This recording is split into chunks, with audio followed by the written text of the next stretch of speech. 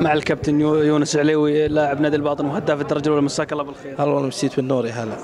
كيف ترى مستوى الباطن أخوي يونس؟ والله الحمد لله قاعد يمشي بخطة ثابتة هذا الموسم. الحمد لله النتائج أنت شايفها والكل عارفها. الحمد لله يعني نتائج كويسة ونطمح للمزيد يعني. هل تتوقع صعود الممتاز السنوات القادمات؟ بإذن الله يعني فيه دراسة السنة الجاية إن شاء الله بإذن الله. إذا ما نافس السنة هذه أنا أتوقع إنه ينافس، لكن في دراسة يعني السنوات المقبلة إن شاء الله الصعود والهدف الممتاز بإذن الله. هل في عروض خارجية للاعب يونس؟ والله لحد الآن أنا مرتبط بعقد في النادي، وإن شاء الله الكل حدث حديث. مدة العقد نهاية بقى لي سنة ونص تقريبا.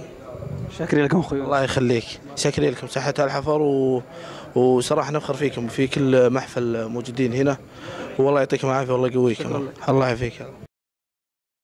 معي لاعب المنتخب بن حفر الباطن عبد الله الحربي، مساك الله بالخير. مساك الله بالنور. حدثنا عن تجربتك في المنتخب يا عبد الله. والله تجربة ممتازة مع المنتخب، وإن شاء الله طموحاتنا للفريق الأول. كيف ترى التجربة خارج المملكة؟ والله ممتازة تجربتنا مع المنتخب. والمعسكرات الخارجية؟ والله ممتازة. شاكرين لك أخوي عبد الله. معي وياك.